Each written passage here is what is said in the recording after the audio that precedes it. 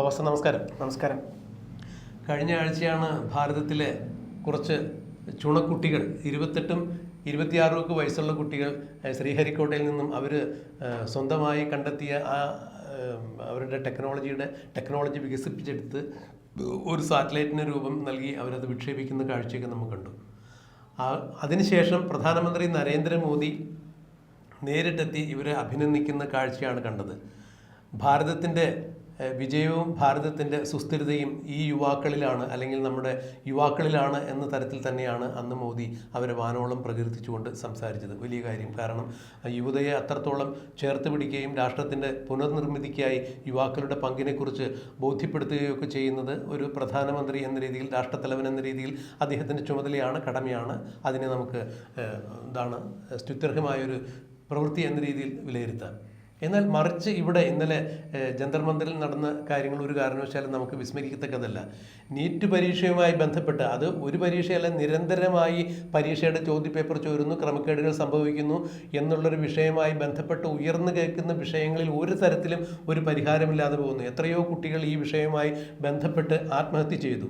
അപ്പോൾ അതേ ചൊല്ലിയുണ്ടായ തർക്കത്തിൽ ഈ കേന്ദ്ര വിദ്യാഭ്യാസ വകുപ്പ് മന്ത്രി രാജിവെക്കണം എന്ന ആവശ്യം ഉന്നയിച്ചുകൊണ്ടാണ് ഈ കോക്രോച്ച് ജനതാ പാർട്ടി CJP എന്ന പാർട്ടിയിലെ പരശതം എന്ന് പറഞ്ഞാൽ തെറ്റാണ്, ഇന്നലെ ഏതാണ്ട് ജന്തർ മന്ദിലേക്ക് ഒഴുകിയെത്തിയത് 15,000-ലധികം യുവാക്കളാണ് എന്നുള്ളതാണ്.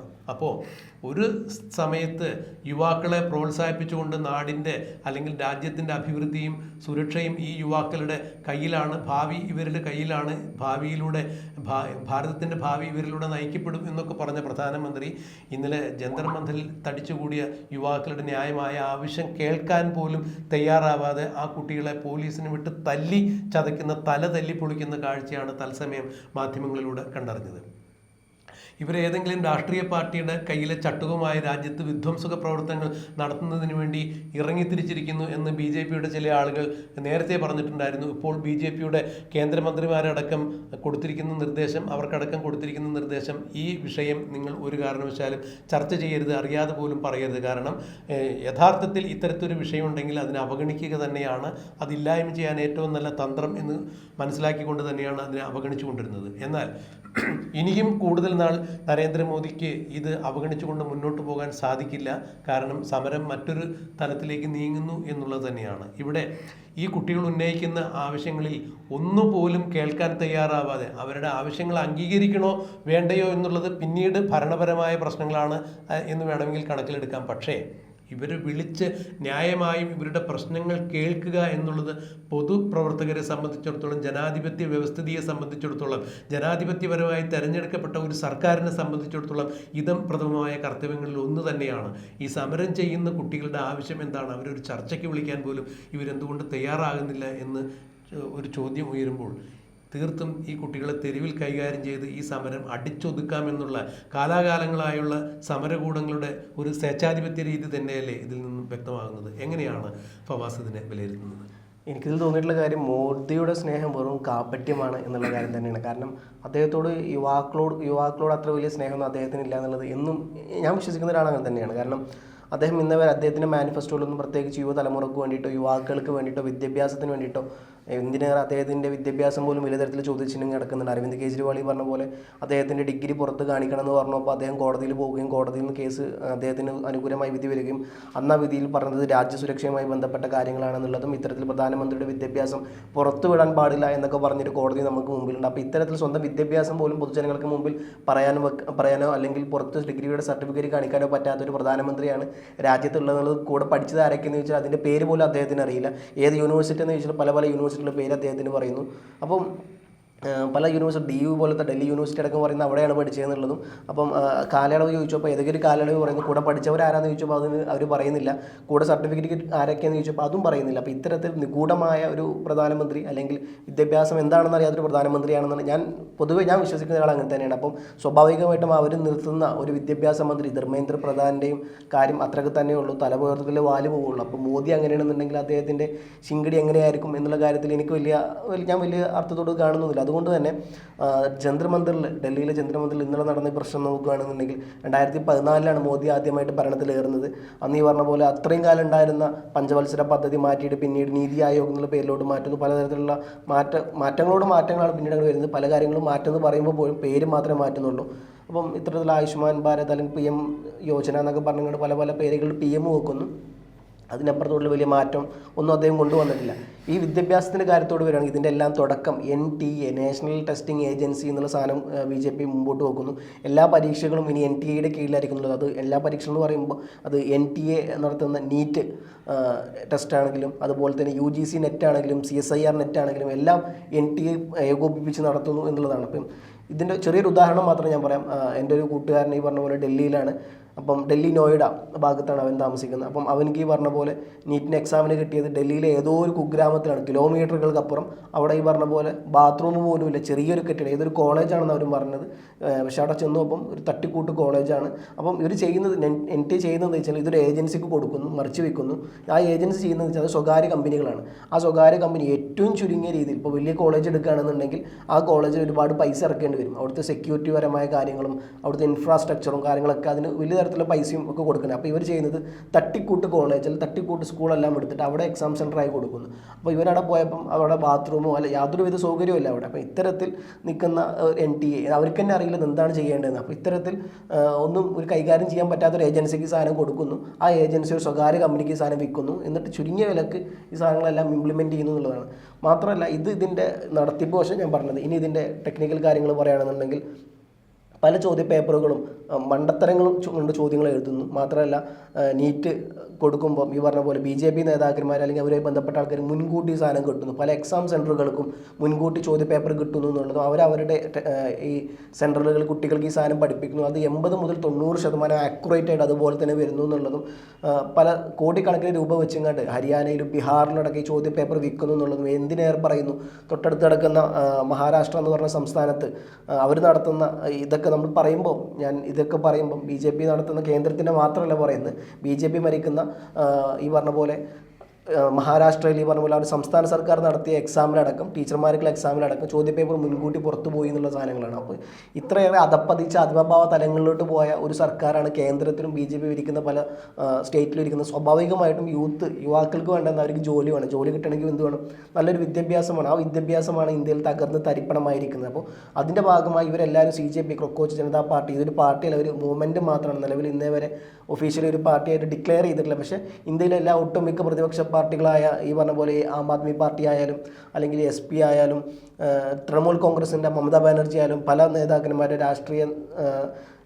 രാഷ്ട്രീയത്തിൽ ഇത്തരത്തിലുള്ള കാര്യങ്ങൾ മേയ്ക്കുന്ന അല്ലെങ്കിൽ കിങ് മേക്കറായ പല നേതാക്കന്മാരും, പ്രശാന്ത് കിഷോർ അടക്കമുള്ള നേതാക്കന്മാർ അതിന് പൂർണ്ണ പിന്തുണ കൊടുക്കുന്നു. അതേ സമയത്ത് കേരളത്തിലെ മുഖ്യ പ്രതിപക്ഷമായ കോൺഗ്രസ് ഈ വിഷയത്തിൽ നിശബ്ദത പാലിക്കുന്നു എന്നുള്ളത് ഞാൻ കാണുന്നു. അപ്പം ഞാൻ BJP മാത്രം കുറ്റപ്പെടുത്താൻ ഉദ്ദേശിക്കുന്നില്ല. BJP ചെയ്യുന്നത് വലിയ തരത്തിലുള്ള മണ്ടത്തരാണ്. രാജ്യത്തിൻ്റെ യുവാക്കളുടെ ഇല്ലാണ്ടാക്കിയിട്ട് അവരുടെ സ്വപ്നത്തെ ചിറകിനെ വെട്ടിനിർത്തിയുള്ള പ്രോഗ്രാമാണ് BJP നടത്തുന്നത്. അതിന് എതിർത്ത് പറയേണ്ടത് ഇന്ത്യയിലെ പ്രതിപക്ഷം എന്നുള്ള നിലക്ക് കോൺഗ്രസ്. കാരണം 99 MP കോൺഗ്രസ്സിലുള്ളത്. ഇന്ത്യ മുന്നണിയുടെ നേതാവാണ് രാഹുൽ ഗാന്ധി. ലോക്സഭയിൽ ഇന്ത്യ മുന്നണിയുടെ പ്രതിപക്ഷ നേതാവ് കൂടിയാണ് അദ്ദേഹം. അപ്പോൾ ഇതൊക്കെ രംഗത്ത് കൊണ്ടുവരേണ്ടത് അദ്ദേഹമാണ്. പക്ഷേ ആ വിഷയത്തിൽ അദ്ദേഹം ഇന്ത്യയിലേ ഇല്ല, അദ്ദേഹം ടൂറിസ്റ്റ് അവിടെ ഇവിടെയും കിടക്കുന്നു. മാത്രമല്ല ഇത് കൃത്യമായി അപ്പോൾ തിരിച്ചെത്തിയിട്ടുണ്ട്. എന്നിരുന്നാൽ പോലും ഇന്നേ സമ്മേളനം തുടങ്ങിയല്ലോ. അപ്പം ഇത്തരത്തിൽ ഈ പറഞ്ഞ പോലെ കൃത്യമായിട്ട് എതിർക്കേണ്ട സമയത്ത് ഇവരൊന്നും എതിർക്കുന്നില്ല, കൃത്യമായ പിന്തുണ കൊടുക്കുന്നില്ല. അദ്ദേഹം എനിക്ക് തോന്നുന്നു പ്രധാനപ്പെട്ട് ഭയക്കാനുള്ള കാരണം 2013 അന്ന ഹസാരുടെ ഇന്ത്യ അഗെയിൻസ്റ്റ് മൂവ്മെൻറ്റ് കറപ്ഷൻ എന്നുള്ളൊരു സാധനം വരുന്നു. അതിൻ്റെ ഭാഗമായിട്ട് ഈ പറഞ്ഞ പോലെ അന്ന് 2G സ്പെക്ട്രം അടക്കമുള്ള പല കേസുകളും വരുമ്പം അത് അദ്ദേഹം കൊണ്ടുവരുന്നു. മാത്രമല്ല അതിന് ഉപകാരം എടുത്തത് ഈ പറഞ്ഞ പോലെ മറ്റാരുമല്ല, BJP ആണ് എടുത്തത്. മറ്റൊരു ഡൽഹിയിലാണ് ഈ സമരം നടക്കുന്നത്. മാത്രമല്ല ഇതിൻ്റെ ഒരു ദിനപത്രം എന്നോണം അല്ലെങ്കിൽ ഇതിൻ്റെ ഒരു ആഫ്റ്റർ എഫക്റ്റ് എന്നോണം പിന്നീട് കേജ്രിവാൾ ഡൽഹി പിടിച്ച് കീഴടക്കുന്നു. മാത്രമല്ല തൊട്ടപ്പുറത്ത് കിടക്കുന്ന പഞ്ചാബിലും ഹരിയാനയിലോട്ടും കാശ്മീരിലോട്ടും അതുപോലെ തന്നെ മോദിയുടെ ഗുജറാത്തിൽ പോലും അദ്ദേഹം 20% വോട്ട് പിടിക്കുന്നു. അല്ല, അന്ന് ആ സമയത്ത് ഈ സമരസമിതി ഉണ്ടാക്കണം.